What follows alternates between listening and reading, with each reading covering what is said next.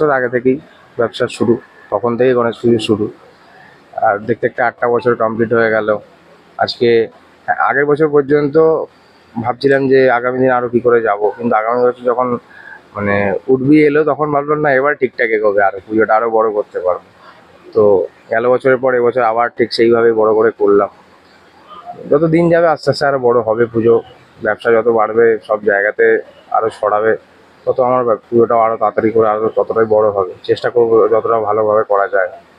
তো সেরকম বেশি কিছু তো বলতে পারবো না। আর সবার ভালোবাসা, সবার বেস্ট উইশেস যদি থাকে তো নিশ্চয়ই আগামী দিনে আরও রিচ হবে এই ব্যাপারটা। শারদীয়ার শুভ সূচনা তো গণেশ পুজো দিয়ে। একদম একদম। আপনারা এই পুজোর পাশাপাশি আর কি মানে অনুষ্ঠান কিছু রেখেছিলেন? পুজোর পাশাপাশি আমরা সেরকম কিছু এই বছর রাখতে পারিনি, কারণ রিসেন্টলি আমার নিজের বিয়েও ছিল, তো এই বছর পুরোটা সম্ভব হয়ে ওঠেনি। কিন্তু কামিং কয়েক মাসের মধ্যে আমাদের অ্যানুয়াল ইভেন্ট আসছে কোম্পানি, ঠিক আছে? তো যেটা গত মে মাসে করার কথা ছিল কিন্তু সেটা কোনো কারণে হয়ে ওঠেনি। তো কামিং কয়েক মান্থ আগেই, আর সেটা পুজোর আগে হবে না, তো সেটা পুজোর পরে হবে। দেন অ্যানুয়াল ইভেন্টের সময় তো আবার আরও একটা ইভেন্ট, ওটাও আমার কাছে একটা বড় ইভেন্ট, কোম্পানির ইভেন্ট।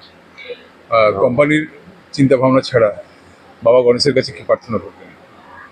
যারা মোটামুটি আমার কাছে আছে, কাজ করছে, তারা সবসময় যেন ভালোভাবে থাকে, ভালোভাবে কাজ করে। আর তাদের জন্য আজকে আমি এখানে আছি। তো আগামী দিনে আরও হয়তো বেটার কিছু হতে পারে। তারা ভগবান এটাই তাদেরকে করুক যে হ্যাঁ, তারা মন দিয়ে কাজ করুক। আর এই যে সমাজ যেটা একটা অস্থির একটা লক্ষ্য করা যাচ্ছে, যাতে সেটাতে শান্তি হয়, অস্থিরতা দূর হয়, এইসব ব্যাপারে। কারণ আমি একজন সামাজিক মানুষ। আমি যদি পার্টিকুলার সেই ব্যাপারে বলতে হয়, আজকে হয়তো পুজোর দিন, কিন্তু মা আসছেন আর মাত্র 35 দিন বাকি, কিন্তু 25 দিন আগে বাংলার একজন বোনকে হারাতে হয়েছে। সেই জায়গায় দাঁড়িয়ে আমি বলবো যে প্রশাসন থেকে শুরু করে সমস্ত মানুষের একটু ব্যাপারটা নিয়ে আরও বেশি সচেতন হওয়া উচিত। আজকে যেভাবে নৃশংস হত্যাটা হলো, সেটার বিরুদ্ধে আমার মনে হয় কিছু ইমিডিয়েট করা উচিত। শুধুমাত্র ওই কিছু রাজনৈতিক চিহ্ন বা দলের পেছনে যদি আমরা দৌড়তে থাকি, তাহলে হয়তো শাস্তিটা আলটিমেট যে অপরাধী সে পাবে না। শুধু রাজনৈতিক তকমা লেখার পরে তো সে বাইরে বেরিয়ে চলে আসে। আগামী দিনে এই ঘটনা আবার ঘটতে পারে। তো আমাদের সমাজের, আমাদের পশ্চিমবঙ্গের প্রত্যেকটা মেয়ের সেফটির জন্য আমার মনে হয় প্রশাসনের আরও তৎপর হওয়া উচিত।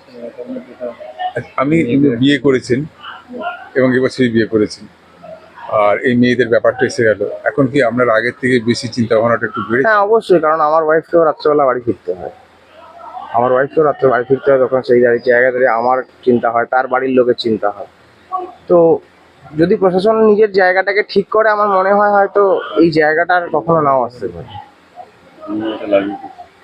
এই যে ধর্ষক যারা হবে, র্যাপিস্ট যারা হবে, মমতা ব্যানার্জি বলেছেন একদম সঙ্গে সঙ্গে লাগছে এই নতুন জীবন, নতুন ইনিংস। খুব ভালো লাগছে, মানে খুবই ভালো লাগছে। নতুন ভাবে, নতুন আমার প্রথম বছর এই বাড়িতে পুজো, তো একসাথে সবাই মিলে হয়ে করা, আনন্দ করা, পুজোর কাজ করা, খুব ভালো লাগছে। স্বামীকে জিজ্ঞাসা করেছেন যে এই যে প্রথম বছর পুজো আমাকে নিয়ে আমি আসার পর তোমার আগের অনুভূতির সঙ্গে এখন অনুভূতি কিরকম, পার্থক্যটা কিরকম? সময় পাইনি জিজ্ঞাসা করার, এত ব্যস্ততার মধ্যে সময় পাইনি।